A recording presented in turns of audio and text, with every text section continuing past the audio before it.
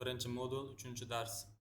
Demak, bu darsda biz IELTS imtihoniga tayyorlanish uchun kerak bo'ladigan materiallar, kitoblar, resurslar haqida gaplashamiz. Avvalgi darslarimizda umumiy tushunchalarga ega bo'lgan edik. Demak, birinchi bo'lib tayyorgarlikda bu birinchi o'rinda qanchalik ko'p qo'llanmalardan foydalanish emas, balki ulardan unumli, samarali va aql bilan foydalanish tushuniladi. Ya'ni ularni analiz bilan, ulardan kerakli foydalarni olgan holatda ishlatilsa, keyin foydasi tegadi. Va kerakli o'rinda, kerakli darajadagi materiallarni ishlatish ham kerak, sababi o'ziga mos bo'lmagan materiallarni ishlatish ham o'rganishda sekinlashtirishi yoki natija chiqmasligiga sabab bo'lishi mumkin. Demak, IELTS uchun birinchi qo'llanma sifatida, demak, Cambridgega tegishli bo'lgan The Official Cambridge Guide to IELTS kitobini tavsiya qilamiz. Sababi bu shaxsan o'sha IELTS imtihonini mualliflari tomonidan yozilgan qo'llanma hisoblanadi va bu qo'llanmada siz IELTS uchun IELTS masalasida bilishingiz kerak bo'lgan hamma ma'lumotlar yozilgan, har bir savol turiga alohida mashqlar berilgan va undan tashqari 7 ta mock test ham berilgan ichida tayyorlanishingiz uchun. Ya'ni quyida shu kitobni ko'rishimiz mumkin. Xo'p, bu kitobda darajasiga nazar tashlaydigan bo'lsak, mana shunaqa holatda summary, ya'ni umumiy tushunchalar, listening skills, reading skills, writing, speaking har biriga alohida ravishda mashqlar, ko'nikmalar, tushuntirishlar berilgan va oxirida mana 7 ta practice test berilgan to'liq ravishda 4 ta sectionda amalga oshirish uchun va ularda javoblari samplelargacha berilgan. Shuning uchun bu kitob ancha foydali qo'llanma bo'ladi IELTSga tayyorlanuvchilar uchun. Faqat IELTSga birinchi kelib kelganlarga, balki ichida qiyinliklar yoki general English yaxshi bo'lmaganlar uchun ichidagi tekstlar, matnlar qiyinlik qilishi mumkin daraja. Ya'ni general English yaxshi bo'lgan holatda ishlansa, bu kitob foydali bo'ladi, shunga o'xshagan ko'rinishda bo'ladi. Birinchi kitobimiz demak shundan iborat bo'lar ekan. Demak, ikkinchi kitobimiz bu hamma bilgan Cambridge seriyali kitobi. Birdan boshlab hozir adashmasam 19 gacha yetib keldi hozirgi paytga. Demak, 19 ta kitobi, 19 ta nashr chiqqan Cambridge kitobi hamma biladi. Ya'ni bu kitobda nima berilgan? Har bir kitobda odatda 4 tadan demak practice test beriladi, to'liq mock, ya'ni to'liq listening, reading, writing, speaking ko'rinishida. Xuddi haqiqiy IELTS imtihoniga kirsangiz qanday test bo'ladigan bo'lsa, xuddi shu format berilgan. Biz hozir boshqa kitob, boshqa materiallarda ham ko'ramiz, lekin aynan IELTS formatidagi ishonchli, haqiqiy mos keladigan materiallar bu o'sha Cambridgedan olinadi ko'pincha biz o'quvchilar uchun, ya'ni Cambridgedagi materiallar to'g'ridan-to'g'ri IELTS formatiga mos kelgani uchun. Ya'ni xuddi shunaqa ko'rinishda bundan foydalanish mumkin testlarini practice qilib, analiz qilish uchun.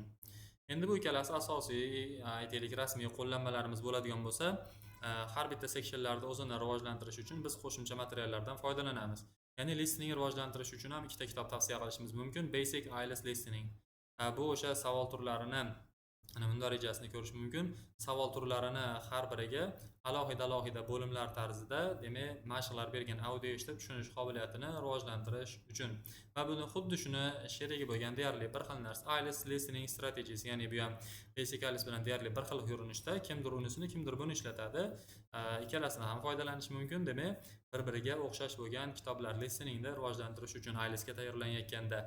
Va reading uchun keladigan bo'lsak, ELS, ya'ni bu kitob eng mashhur kitoblardan hisoblanadi. Readingga tayyorlanish uchun bunda aynan o'sha IELTS darajasidagi murakkabroq matnlarni savollar bilan berilgan. Reading comprehensionni oshirish va lug'at boyligini oshirish, ularda tarjima qilish qobiliyatini shakllantirish uchun juda chiroyli ravishda matnlar berilgan bu kitobda. Va bu kitob ham nisbatan general English balandroq bo'lganlar uchun hisoblanadi. Endi biz darajamiz boshroq bo'lganda readingga kirish qilish uchun Selected Readings seriyasidan foydalanish mumkin. Bu seriyali kitob. Hozir bu pre-intermediate, buni demak beginner, elementary'lari, boshlang'ich darajalari bor. Shu boshlang'ich darajalari osonlaridan boshlaydigan bo'lsak, bu aynan IELTS uchun emas, bu reading comprehensionni oshirish uchun, ya'ni har xil qiziqarli mavzularda bu writingga g'oya ham berish mumkin insho yozishda. Demak, mana har xil qiziqarli mavzularda matnlar beriladi. Uning orqasida uni tushunganini tekshiruvchi mashqlar, foydali ko'rsatmalar, reading skills, ya'ni foydali metodikalar va lug'atlar berilgan bo'ladi. Shu seriyadan ham readingni rivojlantirish uchun foydalanish mumkin bo'ladi.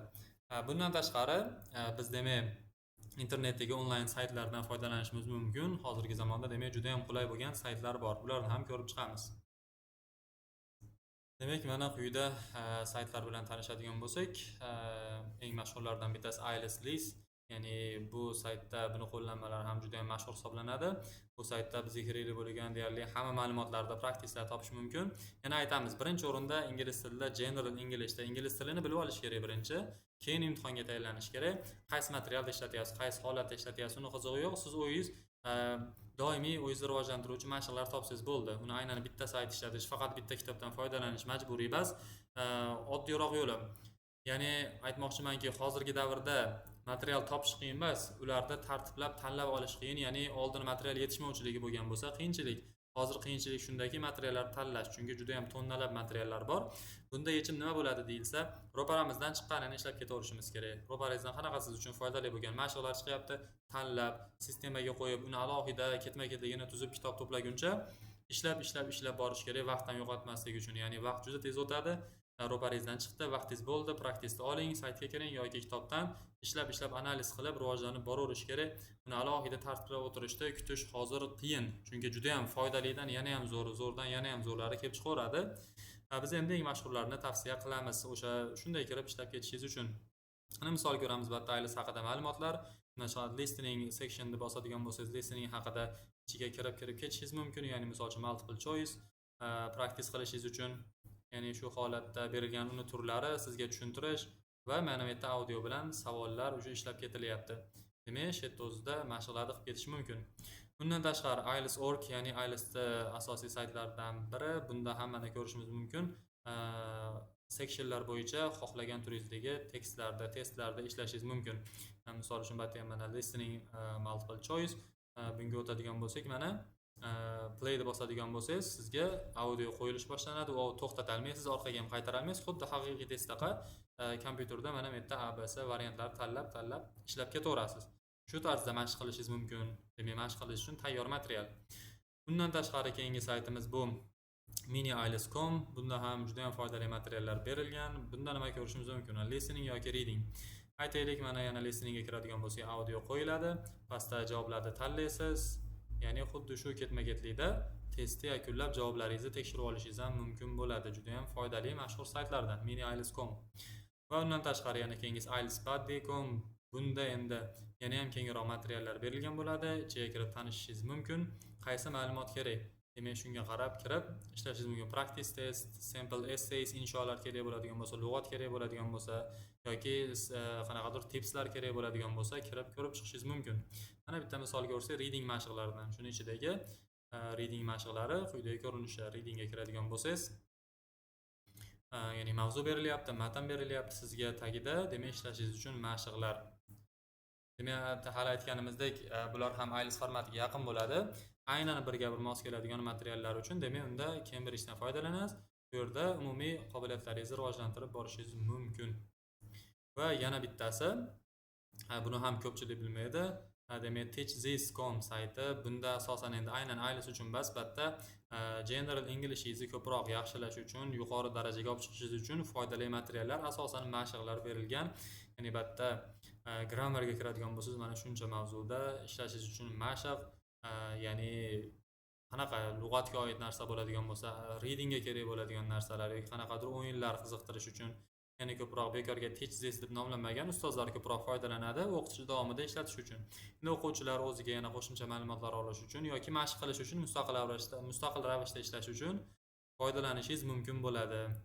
Shular ko'rsatmoqchi bo'lgan materiallarimiz. Asosiysi baribir o'quvchini o'zida qoladi. Qanchalik zo'r materialdan foydalanmasin, undan foydali, unumli, to'g'ri ravishda foydalanmasa, analiz bilan ishlamaydigan bo'lsa, minglab materiallardan foydalanish ham befoyda bo'ladi. Demak, analiz bilan to'g'ri usulda mehnat qilish kerak, baribir mehnatini qilib, bo'shashmasdan harakat qilish kerak bo'ladi o'rganish uchun. Bularni video ostida havolasini qoldiramiz, tanishib foydalanishlaring mumkin. Demak, IELTS darslarimiz davom etadi.